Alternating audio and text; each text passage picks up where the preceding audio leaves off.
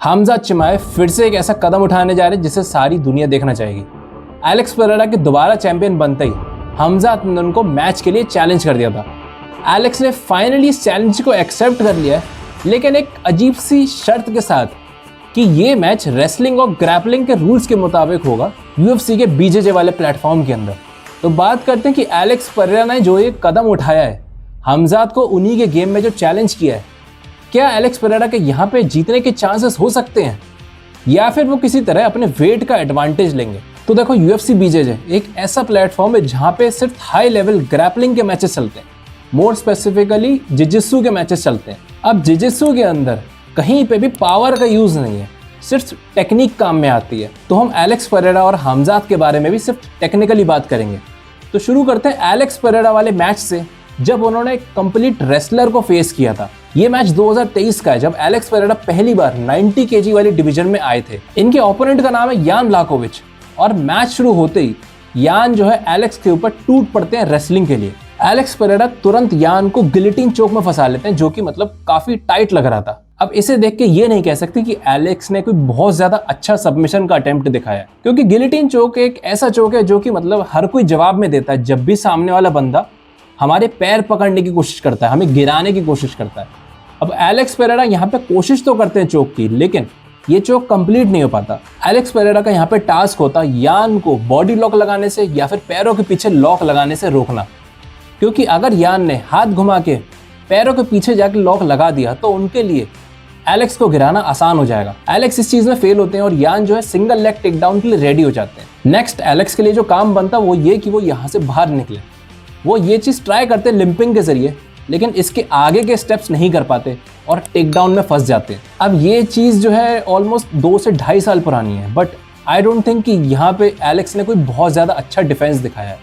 हम एलेक्स के upgraded fighting style के बारे में भी बात करेंगे, लेकिन उससे पहले हम हमजात के बारे में बात करते हैं, क्योंकि हमजात जो है यूएफसी के सबसे बेस्ट रेसलर्स में से एक है, और जिस लेवल का वो प्रेशर लेके आएंगे एलेक्स के सामने, वो यान से कहीं गुना ज्यादा होगा। तो हम बात करेंगे हमजात के रॉबर्ट विटेकर वाले मैच के बारे में।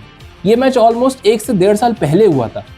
यहाँ पे इस मैच में शुरुआत से ही रॉबर्ट हमजात को किक्स के जरिए दूर रखने की कोशिश करते हैं। वो लो किक्स के जरिए ये दिखाने की कोशिश करते हैं कि भाई मेरे पास मत आना, पैरों को पकड़ने की कोशिश मत करना, वरना मुंह पे पैर पड़ सकता है। अब ये काफी कॉमन तरीका है ओपोनेंट्स को डराए रखने का।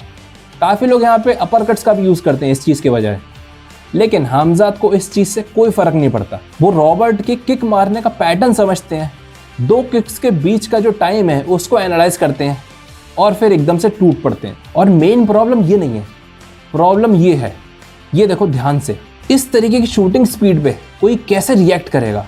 और ये भी नहीं कि यार ये 1 या 2 फीट की जंप हो, ये पूरा हमजात ने आधी रिंग कवर कर ली है, वो भी आधे सेकंड से भी कम के टाइम पे। That's amazing.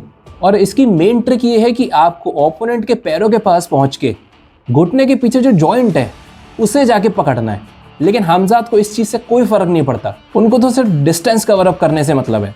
वो रॉबर्ट के पास जाते तो हैं जॉइंट के पीछे लॉक लगाने के लिए, लेकिन रॉबर्ट वहां से निकलते हैं तो हमजात स्विच कर लेते हैं, उनका पंजा पकड़ के टेक डाउन कंप्लीट कर लेते हैं। और दूसरी बात ये कि अगर हमजात ने आपको केज पे फंसा लिया तो वहां से निकलना बहुत मुश्किल है। आगे बढ़ने से पहले मैं ये बता दूं कि यूएफसी के बीजेजे वाली रिंग के अंदर कोई ऐसा मतलब केज नहीं होता, सिर्फ साइडों से रिंग उठी हुई होती है, थोड़ी कर्व्ड होती है। तो यहाँ पे थोड़ी सी स्पेस मिल सकती है एलेक्स को, लेकिन फिर भी इस स्पेस का कोई बहुत ज्यादा फायदा नहीं होने वाला, क्योंकि इवेंचुअली आपको जीतने के लिए अपने ओपोनेंट से चिपकना ही पड़ेगा, उससे ग्रैपलिंग करनी ही पड़ेगी। अब एलेक्स इस चीज पे रेगुलरली वर्क कर रहे हैं, रेगुलरली ग्रैपलिंग वाले डिपार्टमेंट में बहुत ज्यादा इंप्रूवमेंट दिखा रहे हैं। तो बात करते हैं उनके अनकलाएव वाले मैच के बारे में, जो कि अभी कुछ टाइम पहले ही हुआ था। इस मैच में कुछ देर बाद ही अनकलाएव एलेक्स पेरेरा के पैरों पे टूट पड़ते हैं। अब एलेक्स पेरेरा के पास पीछे थोड़ी सी जगह थी, तो अपने पैरों को पीछे फेंक देते हैं। इस चीज को वैसे स्प्रॉल करना कहते हैं। नेक्स्ट स्टेप के तौर पे एलेक्स पेरेरा अपना ओवरहुक लेके आते हैं लेफ्ट हैंड के थ्रू, यानी कि अनकलाएव के शोल्डर के नीचे हाथ फंसाते हैं ताकि वो उनकी बॉडी को ऊपर लिफ्ट कर पाएं और अपने पैरों को फ्री कर पाएं। इस चीज में एलेक्स पेरेरा कामयाब होते हैं, अनकलाएव का टेक डाउन फेल होता है और एलेक्स पेरेरा की पोजीशन रीसेट होती है। लेकिन मेन बात तो ये है कि एलेक्स पेरेरा यहाँ पे भी स्पेस बनाने की कोशिश कर रहे हैं अपने और ओपोनेंट के बीच में। ये चीज बीजेजे के अंदर काम नहीं करेगी, क्योंकि मैच को आगे बढ़ाने के लिए उनको हमजात के नीचे या फिर ऊपर आना ही पड़ेगा। अब हमजाद के ऊपर आना तो बहुत मुश्किल है। यस, आई अंडरस्टैंड कि एलेक्स पेरेरा का टेक डाउन डिफेंस बहुत अच्छा हो चुका है, लेकिन टेक डाउन डिफेंस में और ओपोनेंट को ग्राउंड पे कंट्रोल करने में इन दोनों में ज़मीन आसमान का फ़र्क है। हमजाद अपने ओपोनेंट को ग्राउंड पे कंट्रोल करने में बहुत एक्सपर्ट है और ये गेम ही सारा ग्राउंड पे कंट्रोल करने का है। अब तुम बोलोगे कि भाई हमजाद को वेट बढ़ा के ऊपर आना पड़ेगा, जिस वजह से उनकी स्पीड और टेक्निक बिगड़ेगी। नहीं भाई, ऐसा कुछ भी नहीं होने वाला।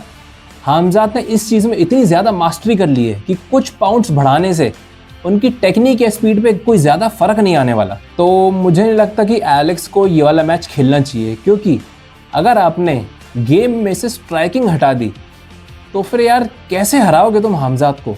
कोई भी तरीका नहीं है। अब माना कि एलेक्स पेरेरा को जॉन जोन्स वाले मैच के लिए वार्म अप चाहिए था, लेकिन तुम्हें नहीं लगता कि वार्म अप का ये तरीका थोड़ा सा कैजुअल है? बाकी मुझे कमेंट्स में बताओ, अगर इन दोनों का मैच होता है तो फिर क्या आउटकम होगा? कमेंट से बताओ और चैनल पे नए हो तो सब्सक्राइब कर देना। See you in the next video.